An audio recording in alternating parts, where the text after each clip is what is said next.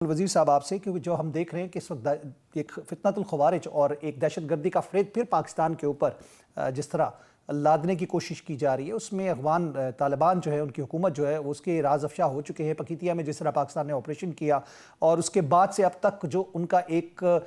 Binding جسے کہہ سکتے ہیں نا، ایک گرینڈ الائنس کی بات کی جا رہی تھی، ایک کنسورشیم بنانے کی بات کی جا رہی تھی، انڈین ڈیزائن یا را یا موساد کی بات کی جائے، یہ تمام چیزیں اس وقت ہمیں کھل کے سامنے نظر آ رہی ہیں۔ گزشتہ دنوں گورنر کا ایک بیٹا جو افغانستان کا ہے وہ بھی فتنۃ الخوارج کے ساتھ مارا گیا اور اس کی تو ڈیڈ باڈی بڑی مشکل سے انہوں نے وصول کی۔ تو کیسے دیکھتے ہیں ان اضلاع میں جو دہشت گردی کے واقعات ہیں، امن و امان کی صورتحال ہے، اور ایسا علاقہ جس کا وہاں سے ہم گورنر کی بات کریں، سی ایم کی بات کریں، مولانا صاحب کی بات کریں، ڈیرہ اسماعیل خان اور ان علاقوں کی بات کریں، تو یہ تو بڑا ایک سینسٹیو ایریا بنتے جا رہے ہیں۔ دیکھیں عاصم، جہاں تک خیبر پختونخوا میں خصوصاً جو جنوبی اضلاع ہے اس کے حالات اب سے نہیں، کافی عرصے سے خراب ہے، اور یہ جو ساری کارروائیاں ہو رہی ہے اور یہ جو شہادتیں ہو رہی ہے، یہ آئے روز یہ ہو رہے ہیں، اور اس طریقے سے ٹارگٹ کیلنگ اگر آپ دیکھ لیں نا، تو یہ جو ڈی اے خان ڈویژن ہے، جس میں D A Khan Tank south Waziristan آتا ہے، اور اس کے ساتھ جو دوسرا ملحقہ ڈویژن ہے اس میں بنو ڈویژن ہے، جس میں لکی مروت بنو ڈسٹرکٹ اینڈ نارتھ وزیرستان آتا ہے۔ اس میں تو کافی عرصہ سے لا اینڈ آرڈر کی سچویشن انتہائی خراب ہے، اور جس میں یہ ساری چیزیں جو ہو رہی ہے، اور خصوصاً یہ جو آج کا جو آپریشن ہے یہ تو ہتالا میں ہوا ہے، اور ہتالا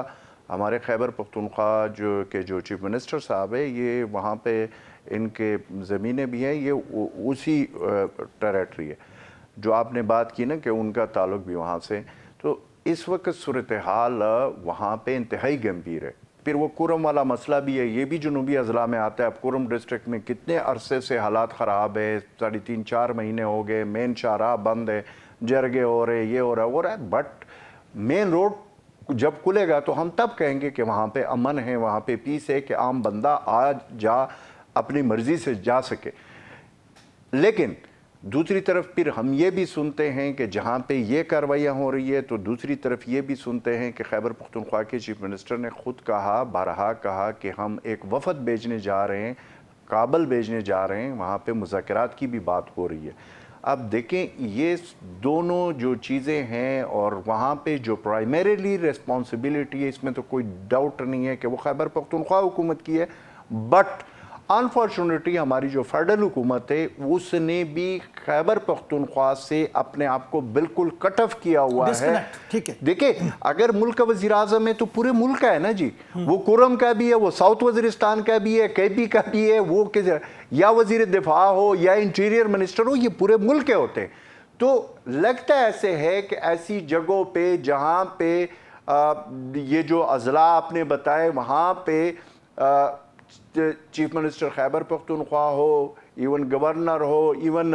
آپ کہیں کہ وزیر داخلہ، وزیر دفاع، بلکہ میں تو یہ کہوں گا کہ پرائم منسٹر کو جانا چاہیے۔ اور اس حوالے سے میں نے یہ بارہا کہا، اور میں آج بھی یہ سمجھتا ہوں کہ کوئی مذاکرات کرنے ہوں یا کوئی بھی چیز کرنے سے پہلے فیڈرل حکومت اور خصوصاً وزیر اعظم جو ہے